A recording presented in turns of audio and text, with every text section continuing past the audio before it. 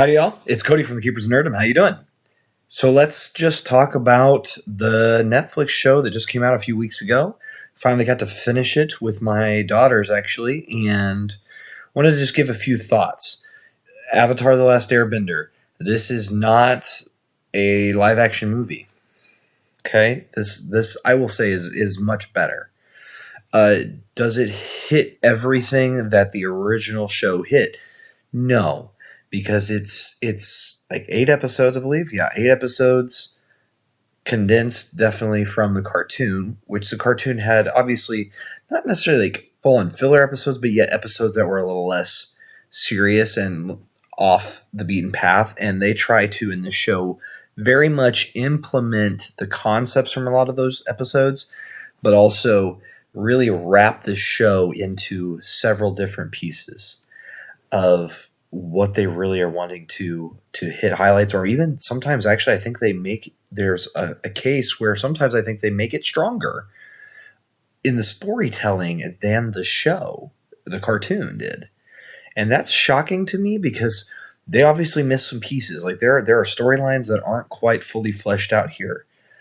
And yet they intentionally add a few little tidbit pieces that truly make this amazing in a lot of good ways. Let's go through first off though the cast, and then we'll do some spoiler-ish stuff towards the end of this video.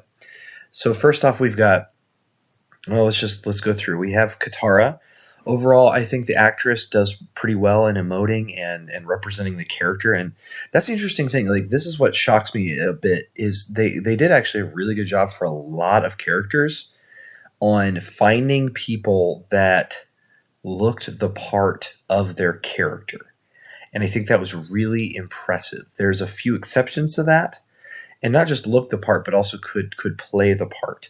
And I think that is a strong part of this show. Katara definitely works pretty well, and she's really pretty good. Sokka, he is like facially perfect for it. I sometimes wish they'd been a little bit more lively with him, let him emote a little further. But overall, like he is just so good at representing Sokka concept here. The only thing is he just feels a little too old. The actor, you can just tell, is a little bit older than what Sokka would have been in the show, it feels like. But he does a very good job with what he's given. Aang, the actor for him is young. And I think if they continue to get to do the show, which I think they will because this is really pretty solid, they're going to have some really good stuff there because he is able to emote. He's figuring things out, and I think overall he's doing a good job. And I think he's definitely someone to keep an eye on as far as just what will he do in life as far as acting. I don't know. Appa totally wins at all times. So Zuko, I think overall he does fine. I think he's at times missing a little bit of that anger. A little bit. I think he overall does fine. I think he works, and I think he's going to get better and better if they continue the show. Excuse me. And then this was an interesting piece that is interesting. They introduced his sister in this season, which she was not in the first season of Avatar. And she is, I thought I remember, I don't think she was at all. I don't think so. Let me know in the comments below. It's been a while since I watched the cartoon, but okay, this is super weird, but she does not look the part, and she's not able to play the part very well of crazy smart psycho. She's more of cute spoiled brat a lot of times, and it's how her face and how she emotes during that with her face, that she just doesn't hit that high point. Like she's on the edge of it, doesn't quite get there. Momo, fantastic. Honestly, the CGI in this show is pretty stinking good. Like it works. It really does. You can just tell when Netflix can get a hold of a show and actually do this, and then like One Piece just a little bit ago they actually are willing to give us something that pays homage to the original thing. Uh, Fire Lord Ozai, that actor, I like him anyway, and he puts together that very big menacing presence, and I think that works really well. But I think the standout actor in the entire show, just in the picture that we're sharing here, is General Iroh. They obviously did his hair a little different than his facial hair, different than the cartoon, but overall, wow! Like just he's so good about the care and the concern and the love he has for his nephew and want to look out for him and take care of him and help him through his own through his nephew's pride. And the actor just nails the role, and he makes you just fall in love with him caring about the situation and how much more in tune he is with everything going on around him beyond just the physical stuff in the here and now. Really cool, really really good. General Iroh, their actor, is just perfect. We have some other actors I think it's worth mentioning. Aang's teacher master that he has as a kid really had a great person to play that as well. He was fantastic. Just felt like we were watching the cartoon again. Uh, Boomy, overall, I think it was good. Boomy works. Boomy works, especially like old Boomy. Kid Boomy is just there for half a second. They don't show near as much as they did in the cartoon. Cabbage Man is in the show, limited, but yet he's there.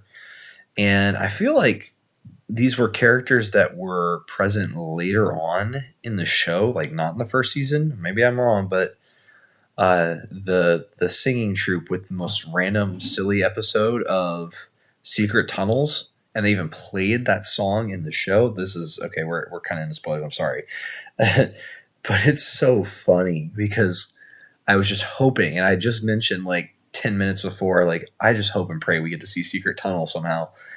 And then all of a sudden I heard music as Sokka and Katara are walking into a tunnel, and like, no way, please, please. And there it was. And they even sang a little bit of it. And I was like, that's what I think is happening in this show. Is what we're getting is these people that did this actually love Avatar: The Last Airbender and wanted to give a faithful representation in a 8-episode scope versus 20 plus or whatever it was for first season episodes. Granted those are 30 minutes versus like an hour kind of things, or 45-minute deals.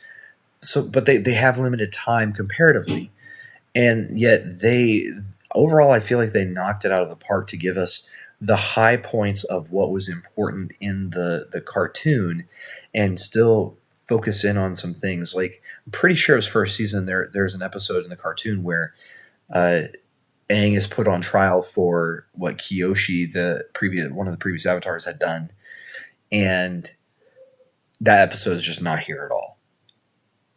In a way, it's kind of a filler, but yet it was building into the character, and that's why the show works so well, is because it was a journey, but it also had some lighthearted moments as well, and that's the beauty of the cartoon. It's still always going to be amazing.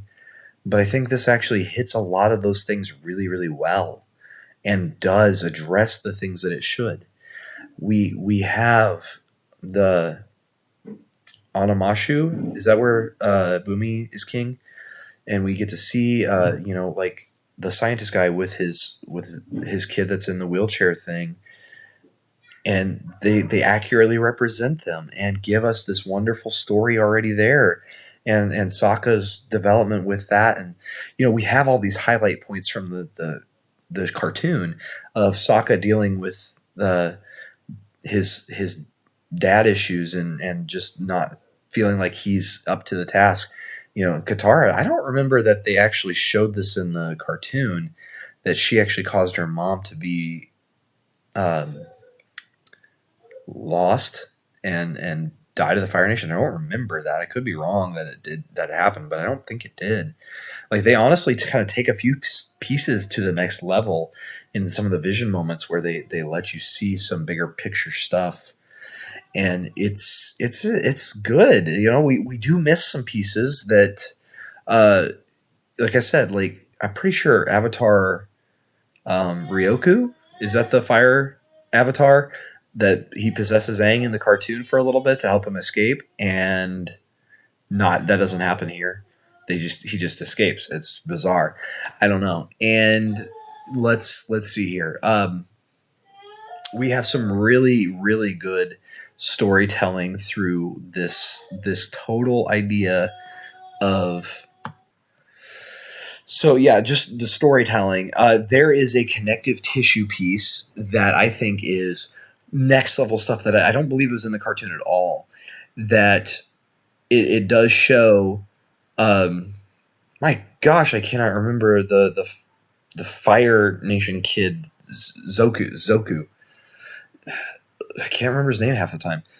They show his fight with his dad and all this stuff and the weakness that he shows, and they add an extra element into the fact that he didn't want this specific group to be sacrificed, which that was in the cartoon. But then Fire Lord Ozai goes, since you care so much about these terribly stupid recruits, that's who's going to man your boat that you're going to go search for the Avatar on this boat with. And that, I don't believe that was in the cartoon at all. And General Iroh shares that with the crew finally, and they start to realize the only reason we are alive and we are doing anything is because of Zoku looking out for it. Sorry about that. Had to go pause and take care of a few things around the house. So, everything gets busy sometimes. Yeah, let's get back into it. Overall, story wise, just it really hits a lot of the high points. Gives you the depth of loss. I think the one thing it struggles with at times is just the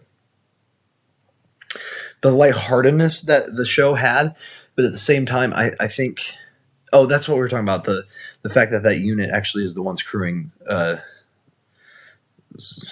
Zoku's boat. There we go. And Zuko, there we go. So cool.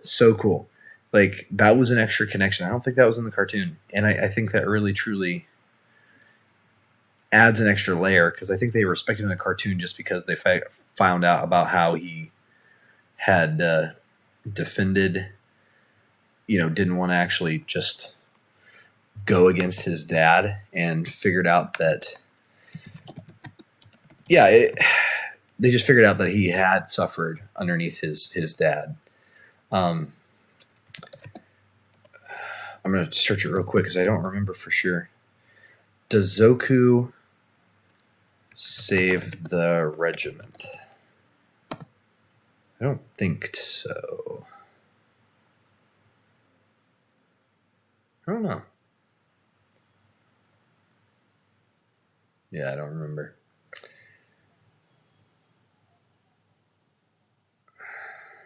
Yeah, I don't know. I don't think so, though. I don't remember anything about that. I think that was a really cool extra addition that really gave the whole plot an extra little layer of it. I could be very wrong. It may have been there, but I think overall they were very honoring. We just finished the last episode with the Northern Water Tribe defending its home, and really we got to see the water spirit stuff and moon spirit obviously, but just really cool. Like, General Zhao was really good. We did have I feel like Zuko didn't become the blue spirit, masked figure in the first season. I could be wrong though. It just seemed like there was a few things that moved faster, but yet I guess that would have had to have happened, I guess, in first season.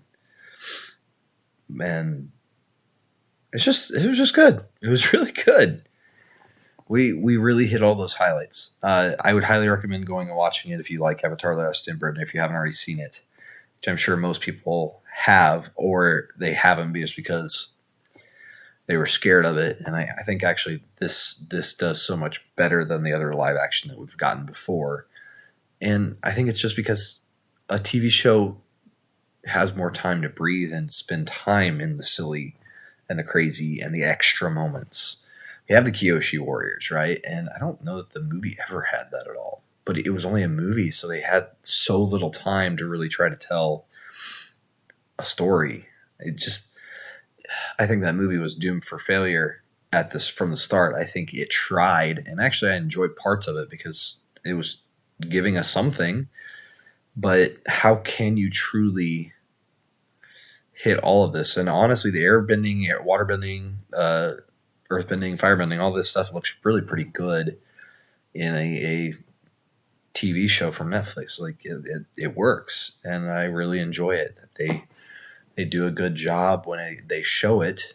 It feels like there's times where it's a little limited on what they show, and you can tell like they're especially they're saving up for that last episode because there was a lot in that last episode. The amount of CGI and stuff they had to use, my goodness. But it looks good. I mean, it was good. So, have you seen Avatar: The Last Airbender live action series on Netflix? What did you think about it? Just thank you for hanging out with us and talking a little bit. Let me know down in the comments below what you think and who's your favorite character. Is it Cabbage Man or General Iroh? Right? Options. I've been Cody from the Keepers of Nerdom. Take care, y'all. Like, share, and subscribe. Thank you. Bye.